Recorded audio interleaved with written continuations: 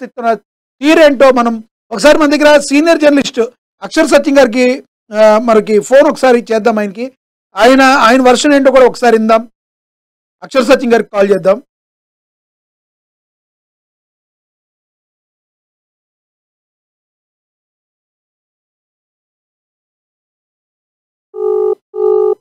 Ring అవుతుంది. అక్షర్ సత్యం గారు నమస్తే సార్. నమస్కారం అండి. లక్ష్మీనాగన్ సార్, ఏఎన్ఎన్ న్యూస్ నుంచి. సార్ నమస్కారం, చెప్పండి. అక్షర్ సత్యం గారు, జోగి రమేష్ గారు నిన్న ప్రెస్ మీట్ పెట్టారు. ఆయన మాట్లాడిన మాటలు ఒక రకంగా ఒకంత సంచలనాన్ని రేపే అనుకోవచ్చు. ఆయన అణగారిన వర్గాల్ని మీరు ఇది చేస్తున్నారు, మీరు కంపల్సరీ వాళ్ళని అణగదొక్కే ప్రయత్నం చేస్తారు, కూటమి ప్రభుత్వం మీద విరుచుకుపడ్డారు. ప్రధానంగా చంద్రబాబు నాయుడు, నారా లోకేష్ మీద మూడో కాళ్ళ మీద లేచారు. ఎందుకో మరి పవన్ కళ్యాణ్ గారిని అయితే ఏం మాట్లాడలేదు. ఎందుకు పవన్ కళ్యాణ్ గారు నిన్న మాట్లాడలేదంటారు? ప్రెస్ మీట్ మీరు చూసే ఉండుంటారు. మరి వంగవీటి రంగా గారి యొక్క అభిమానులు మమ్మల్ని మీరు ఇబ్బంది పెడతారా అన్నారు. నిజంగానే జోగి రమేష్ గారు వంగవీటి మోహన్ రంగా గారి యొక్క అభిమానం అంటే మీరు ఏం చెప్తారు ఒక సీనియర్ గా? సార్ ఇక్కడ ప్రెస్ మీట్ విన్నాను నేను. 7-8 పాయింట్లు ఉన్నాయండి అసలు ప్రస్తావించాల్సిన పాయింట్స్. ముందు మీరు చెప్తాము. మొట్టమొదటి అణగారిన వర్గాలను అని అంచివేస్తున్నారు అనేది ఏంటంటే, ఇప్పుడు లెక్కర్ స్కామ్ చేశారా లేదా అనేది పోలీస్ ఎంక్వైరీలు, న్యాయస్థానం నిర్ణయించాల్సిన అవసరం ఇది.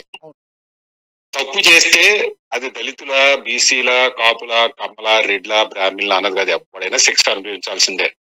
నేను అణగారిన వర్గాలకు చెందిన వ్యక్తిని, లేదా నేను కమ్మ సామాజిక వర్గానికి చెందిన వ్యక్తిని, లేదా నేను రెడ్డి సామాజిక వర్గానికి చెందిన వ్యక్తిని తప్పించుకోవడానికి కుదరదు. తప్పు అది.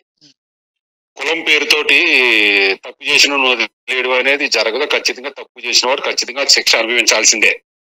కులం కార్డు వాడుకుని తప్పించుకోవాలనుకోవడం, కుల కక్షలు లేపడం అనేది మంచిది కాదు. జోగి రమేష్ గారికి మంచిది కాదు, రాష్ట్రానికి కూడా మంచిది కాదండి. రెండోది, నేను రంగా గారి అభిమానిని అని అంటే అర్థం ఏంటి? రంగా గారి అభిమాని అన్నప్పుడు ఏంటి? రంగా గారి అభిమాని అంటే తప్పు చేస్తే వదిలేలా ఏంటి? రెండో పాయింట్, రంగా గారి అబ్బాయి కూడా వైఎస్ఆర్సీపీ పార్టీలోనే ఉన్నాడు. రంగా గారి అబ్బాయిని వాడుకుని సీట్ ఇవ్వడం మానేశారు వైఎస్ఆర్సీపీలో. రంగా గారి అబ్బాయి పార్టీలోంచి వచ్చేసాడు. మరి జోగి రమేష్ కూడా పార్టీలోంచి బయటకు వచ్చే రంగా గారి అబ్బాయి కంటే అభిమాని. నిజంగా రంగా గారి అభిమాని అంటే నువ్వు రంగా గారి అబ్బాయితో ఉండాలిగా. తర్వాత గౌతమ్ రెడ్డి అనే వ్యక్తి రంగా గారిని ఏదో పాముతోటో దేనితోటో పోల్చాడు, ఆయన రౌడీ అన్నట్టు. మరి ఆ రోజు నువ్వు వైఎస్ఆర్సీపీ నుంచి వచ్చేలేదా? ఆ రోజు రంగా గారు గుర్తు రాలేదు నీకు? అంటే అక్షర్ సత్యం గారు ఇక్కడ ఈ రోజున రంగా గారి పేరు తీయడంలో, వాడుకోవటంలో ఈయన రాజకీయంగా ఏమైనా మాట్లాడారో అనుకోవాలా మనం? ఖచ్చితంగానండి. ఇప్పుడు మీరు ఒకటన్నారు, పవన్ కళ్యాణ్ గారిని విమర్శించలేదు, రంగా గారి అభిమాని అంటున్నాడంటే, ఈ కాపు సామాజిక వర్గాన్ని ఇప్పుడు వైఎస్ఆర్ ప్రధాన లక్ష్యం ఏంటంటే కాపు సామాజిక వర్గం.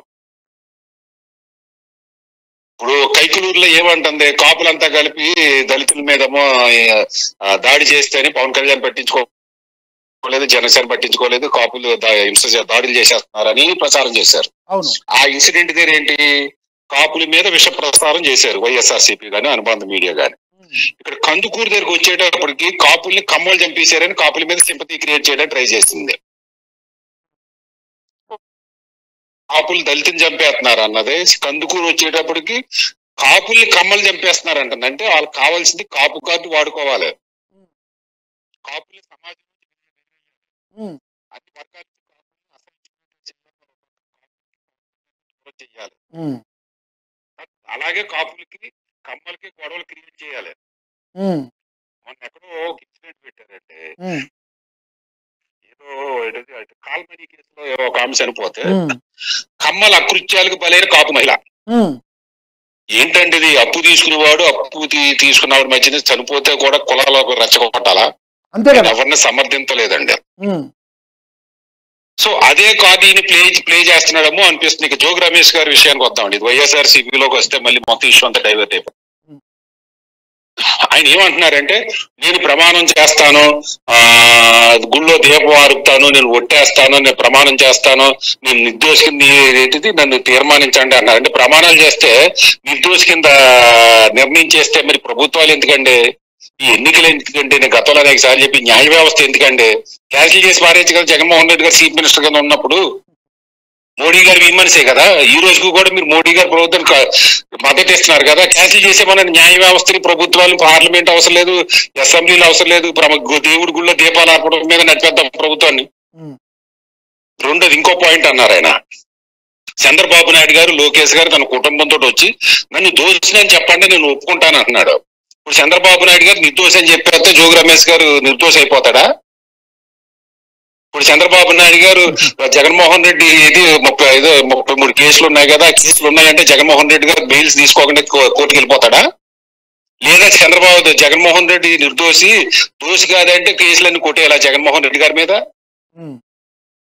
ఏం మాట్లాడుతున్నారండి? మీరు ప్రభుత్వంలో ఉన్నారా? నిన్నటి వరకు పరిపాలించారా? పరిపాలించి మీరు ప్రతిపక్షంలోకి వచ్చిన తర్వాత ప్రభుత్వంలో ఉన్నని చెప్పి మీకు పోలీసులు కావాలి, కోర్టులు కావాలి. మీరు ప్రతిపక్షంలో ఉన్నప్పుడు ఏంటిది గుళ్ళో దీపాలోనే దేవుళ్ళని ప్రమాణాలు గుర్తుకొస్తాయి. ఆ ప్రమాణాలు ఎందుకంటే అక్షర్ సత్య గారు ఈ మధ్య వైఎస్ఆర్సీపీలో చాలా పెను మార్పు అయితే కనబడుతుంది. ఎక్కువగా చంద్రబాబు నాయుడిని, లోకేష్ గారిని, ఇద్దరిని అయితేనే టార్గెట్ చేస్తున్నారు కానీ పవన్ కళ్యాణ్ గారిని ఎందుకో సాహసించట్లేదు, ఒక మాట అంటలేదు. నిన్న ప్రెస్ మీట్ లో కూడా ఎక్కడ పవన్ గురించి ఒక్క మాట కూడా మాట్లాడలేదు. అదేమంటే వంగవీటి మోహన్ రంగా గారి అభిమానుల్ని, మమ్మల్ని మీరు ఇది చేస్తారా అని చెప్పే ప్రయత్నాన్ని అసలు ఏ రకంగా చూడాలంటారు? దీన్ని చాలా సీరియస్ గా ఆలోచించాలంటారా? ఒక సామాజిక వర్గం ఎవరైతే ఉన్నారో వీళ్ళు ఆలోచించాలంటారా? ఇప్పుడు కులం అండి, పవన్ కళ్యాణ్ గారిని ఇంటికి టార్గెట్ చేయట్లే, నిత్యం కులకర్షలతో ఇష్యూ చేయట్లే. కమ్మ కాపు అని కానీ, కాపు దళితులని కానీ, కాపు బీసీలని కానీ, లేదా కాపులకి పవన్ కళ్యాణ్ ఏం చేయట్లేదు కానీ, కాపులకి జనసేనలో స్థానం లేదని కానీ ప్రసారం చేస్తుందిగా. ఒకప్పుడు వరకు పవన్ కళ్యాణ్ మీద చేసిన డైరెక్ట్ గా చేస్తే దాని వల్ల మనం కోల్పోతున్నామో, మన ఓటు బ్యాంక్ కోల్పోతున్నామని ఇండైరెక్ట్ గా చేస్తున్నారు ఇప్పుడు.